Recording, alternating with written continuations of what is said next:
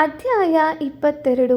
ಹರಿಭಕ್ತನಾದ ವಿಷ್ಣುದಾಸನು ಪ್ರತಿನಿತ್ಯವೂ ದೇವರ ನೈವೇದ್ಯಕ್ಕಾಗಿ ಅಡುಗೆ ಮಾಡುತ್ತಿದ್ದನು. ಒಂದು ದಿನ ಅದನ್ನು ಯಾರೋ ಅಪಹರಿಸಿದರು. ಆದರೆ ಆತನು ಯಾವ ಗೊಡವೆಗೂ ಹೋಗದೆ ಪೂಜೆಯನ್ನು ಮುಗಿಸಿ ತಾನು ಉಪವಾಸವಿದ್ದನು. ಮಾರನೆಯ ದಿನವೂ ನೈವೇದ್ಯವು ಕಣ್ಮರೆಯಾಯಿತು.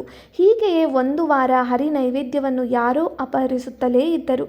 ಆದರೆ ಆ ಬ್ರಾಹ್ಮಣನು ಮಾತ್ರ ಪೂಜೆಯನ್ನಾಗಲಿ ನೈವೇದ್ಯವನ್ನಾಗಲಿ ತಪ್ಪಿಸುತ್ತಿರಲಿಲ್ಲ. ವಾರ ಕಳೆದ ನಂತರ ವಿಷ್ಣುದಾಸನಿಗೆ ಹೇಗಾದರೂ ಮಾಡಿ ಆ ಕಳ್ಳನನ್ನು ಹಿಡಿಯಲೇಬೇಕು ಎನಿಸಿತು. ಆ ದಿನ ಆತನು ಬೇಗ ಅಡುಗೆ ಮಾಡಿ ಅನಂತಶಯನ ದೇವರಿಗೆ ನೈವೇದ್ಯ ಮಾಡಿ ಒಂದು ಕಡೆ ಅಡಗಿ ಕುಳಿತನು. ಸ್ವಲ್ಪ ಸಮಯದಲ್ಲೇ ಅಂತ್ಯಜನೊಬ್ಬನು ಆ ನೈವೇದ್ಯವನ್ನು ಕದಿಯಲೆಂದು ಅಲ್ಲಿಗೆ ಬಂದನು. ಆತನ ಮುಖ ಹಸಿವೆಯಿಂದ ಬಾಡಿ ಬಹುದಿನವಾಗಿತ್ತು. ಆತನ ಶರೀರ ಕೇವಲ ಎಲುಬುಗಳ ಹಂದರದಂತಿತ್ತು. ಹಸಿದ ಅವನು ದೇವರ ನೈವೇದ್ಯವನ್ನು ಅಪಹರಿಸೇ ಬಿಟ್ಟನು. ಬ್ರಾಹ್ಮಣನಿಗೆ ಆತನ ದೈನ್ಯ ಸ್ಥಿತಿ ನೋಡಿ ಮನಸ್ಸು ಕರಗಿತು.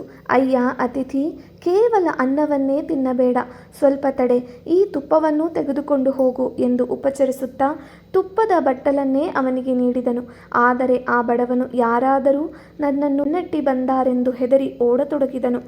ಬ್ರಾಹ್ಮಣನು ತುಪ್ಪದ ಬಟ್ಟಲು ಹಿಡಿದು ತುಪ್ಪ ಸೇರಿಸಿ ತಿನ್ನಯ್ಯ ಎಂದು ಅವನನ್ನೇ ಹಿಂಬಾಲಿಸಿದನು. ಸುಸ್ತಾಗಿದ್ದ ಆ ಬಡವನು ಓಡಲಾಗದೆ ಅಲ್ಲಿಯೇ ಬಿದ್ದು ಮೂರ್ಛೆ ಹೋದನು. ದುಃಖಿತನಾದ ಬ್ರಾಹ್ಮಣನು ಆತನಿಗೆ ಕೂಡಲೇ ಶೈತ್ಯೋಪಚಾರ ಮಾಡಿ ಸಂತೈಸಿದನು.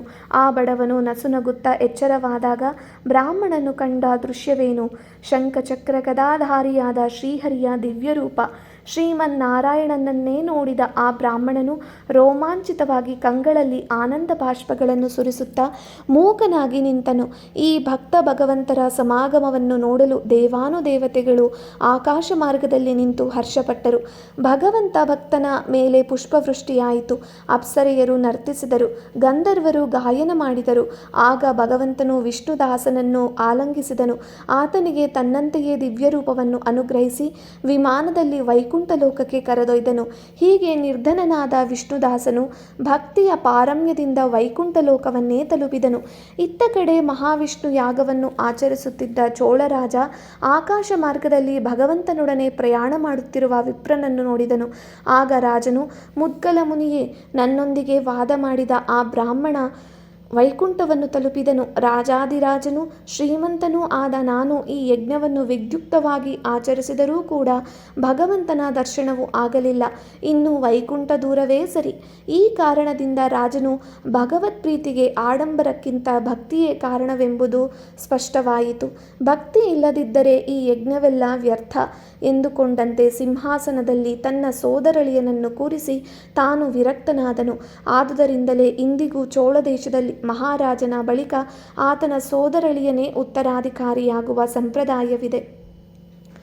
ಅನಂತರ ಚೋಳ ಮಹಾರಾಜನು ಯಜ್ಞಕುಂಡವನ್ನೇ ಪ್ರವೇಶಿಸಿದನು. ಆತನನ್ನು ಶ್ರೀಹರಿಯು ಆಲಂಗಿಸಿ ರಕ್ಷಿಸಿದನು. ರಾಜನಿಗೂ ಭಗವಂತ ಸಾರೂಪ್ಯ ಪದವಿಯನ್ನೇ ಅನುಗ್ರಹಿಸಿದನು. ತನ್ನೊಡನೆ ದಿವ್ಯ ವೈಷ್ಣವ ವಿಮಾನದಲ್ಲಿ ರಾಜನನ್ನು ವೈಕುಂಠ ಲೋಕಕ್ಕೆ ಕರೆದೊಯ್ದನು. ಈ ರೀತಿ ಹರಿಭಕ್ತನಾದ ವಿಷ್ಣುದಾಸ ಚೋಳರಾಜ ಇಬ್ಬರು ವಿಷ್ಣು ಲೋಕವನ್ನೇ ತಲುಪಿದರು. ಅವರಿಬ್ಬರನ್ನೂ ಭಗವಂತನು ತನ್ನ ದ್ವಾರಪಾಲಕರನ್ನಾಗಿ ನಿಯಮಿಸಿದನು. ಆದ್ದರಿಂದ ವಿಷ್ಣುದೂತರು ಧರ್ಮದತ್ತನಿಗೆ ಈ ವೃತ್ತಾಂತ ತಿಳಿಸಿ ಹೇಳುತ್ತಾರೆ. ಹೇ ವಿಪ್ರನೇ, ಭಗವಂತನ ಅನುಗ್ರಹಕ್ಕೆ 2 ಮಾರ್ಗಗಳಿವೆ. ಒಂದು ಜ್ಞಾನ, ಇನ್ನೊಂದು ಭಕ್ತಿ.